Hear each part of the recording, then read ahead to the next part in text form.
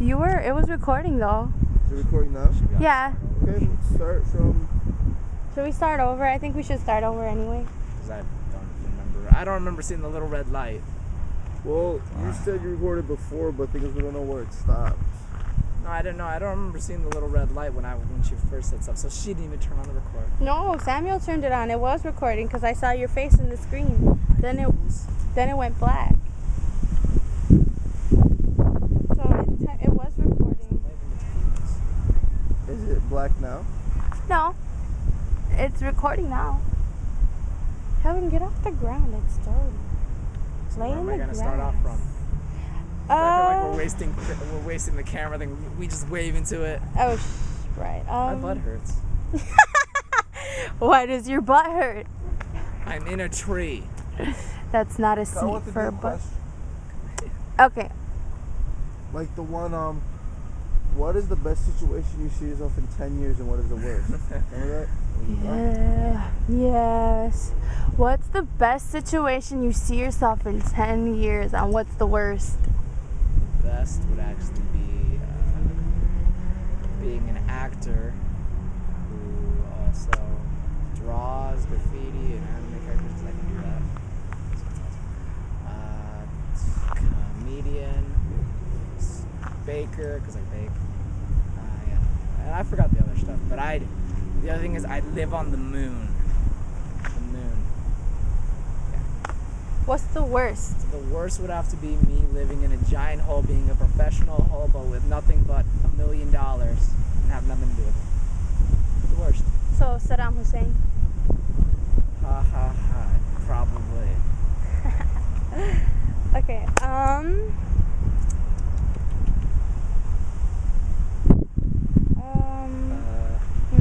What's your favorite cereal?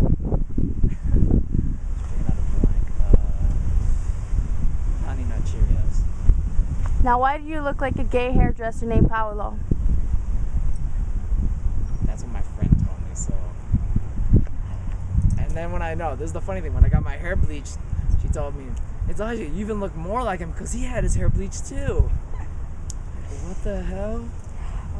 Since you have a good base for dye, what colors do you plan to do after the bleach? Blonde. I intend to just go, I don't even have a plan for that. I just go random colors. I know that I'm gonna bleach my hair again. And then have like 2 lines of random colors just going through the middle of my head. Just have random colors. Random colors? One week have red, then the next week have my normal black hair, but then I have a streak through it, orange. Oh, so you plan to look like a Skittle soon? Yeah, I do. Awesome. You look like a rotten rainbow. Yeah. It's pretty cool. It's random colors. And it seems that you like anime. What's your favorite? That's a hard one. I can't say that I have a favorite. I can't say I have a favorite. That's a hard question because I don't like animes. I love them so much that I watch so much. I used to go on this website. It was called movie6.net, and I used to sit there for hours. Really? Watching anime.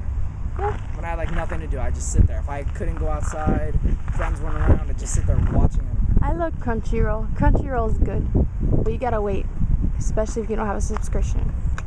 Anime Lime is good too. So yeah, which one do you like the most? I can't say that because You don't have a favorite? I don't have a favorite. I've watched so many. What was one of the first ones you've ever First watched? one I'd have to say, I think it was Naruto. Naruto? I think it was Naruto or either Inuyasha. Probably Inuyasha. Inuyasha is a forefather. Anything you're watching right now? There was one. I think I was watching Hellsing. I just like anime because it's basically like whenever I go into my house, my mom's watching General Hospital or Desperate Housewives. And I don't like Desperate Housewives. I'll watch General Hospital. I don't know why. It's weird. One Life to Live is good. But whenever I watch an anime, it's basically it has the same kind of drama. Just with an anime, there's they can have fantasy, horror, adventure. Their eyes do really crazy things too. It's like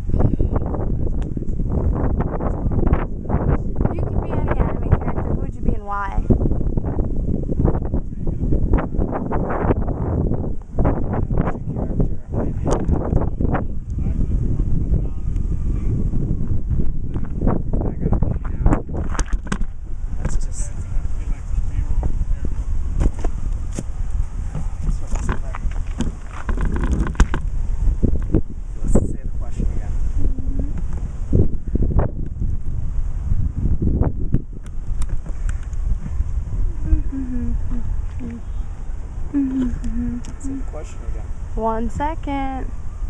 I don't know how you zoom in, so I'm just gonna pretend I'm zooming in. See? Ta-da! Okay, if you could be any anime character, who would you be and why? There was one I actually would. Yeah, I know who it is. There was this one show. I do know what my favorite is now. It would have to be Pet Shop of Horrors. Really? It's one by Funimation. It was awesome. Funimation's a good company. You can ask that question next, but the character I want to be is Count D. Oh, really? Yes. Why? Count D was he was like so mellow, but then he'd get all excited when there was sweets involved. It was really funny. Like whenever this detective would come by, because there was some murders. I'll go into that next. The only way that he would talk, like really talk and like give up everything, was if he brought like sweets, like cakes or cookies. It was just hilarious. Oh, yeah? Yes. So you would be Count D? Count D. Awesome. Whoa. Wow, that was weird. Okay, so, who's your favorite company that releases anime? There's Viz Media, Funimation.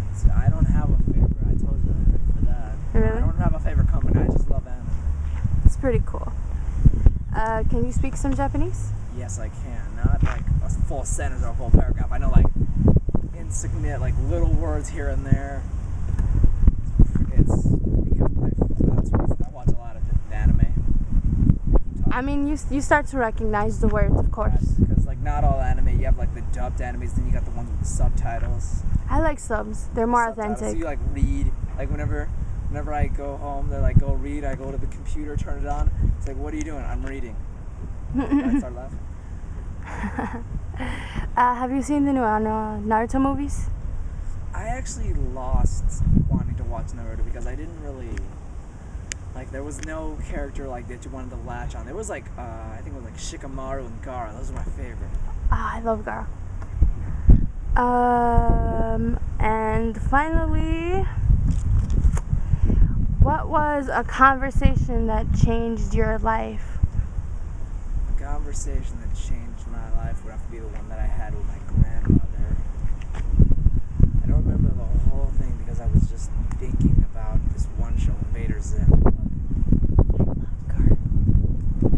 Yes, Gaara is amazing. I was watching that yesterday. I have to say that when we were talking, the beginning of the talk was basically we were doing this interview for this one organization. I forgot what it's called, but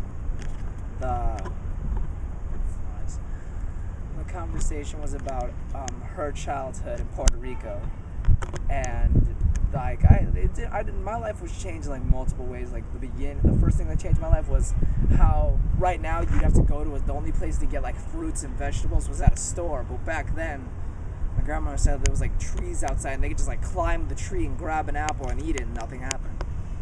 And that'd be really cool to visit a time like that where you could just like leave your house and you could just go take an apple and like a cop doesn't come and just like arrest you. Cops arrest you from taking fruits from trees? That's a new one. If you take it illegally. Oh, wow. Then we talked about when I was born. It was a hilarious story. This didn't change my life. It was just something I brought up. It was about the time when I was actually born, and they were trying to. My grandmother, my dad were in the room where all the little kids are, and they were like looking for me. My grandmother said, "That one right there, the most quiet one," and it was like a very dark-skinned baby. And then they brought in me. And I was screaming, I was kicking and wailing, I was pale, and my dad's like, "No, that's my son over there." And she's like, "No, that's the one." So when they bring them inside, they bring them to me, which I'm screaming. I'm just screaming my head off, pale. My family has like dark skin. When I was a baby, I was like pale. If you looked at my pictures as a baby, I did not look like I belonged in the family. And I remember one talk we talked about my grandfather, Grandpa Mike. That's what everyone called him. We talked about who he was, what he got. It was sad that I didn't get to really know him I got really dramatic, started tearing up because she started talking about how when I was born, my grandpa Mike would just like lay there with me, like I was everything to him right at the time, and then he died, and I didn't really get to know who he was. And the person that was conducting the interview, it was just me and my grandmother talking, but the person that was like recording everything asked my grandmother if there was one thing that you could tell that you could see, that Grandpa Mike could see, what would it be? She said that personality, like she said that I was real kind, and that's what that reminded her of Grandpa Mike. That's about it. Alright. That was pretty cool. Thanks for talking to us. Later.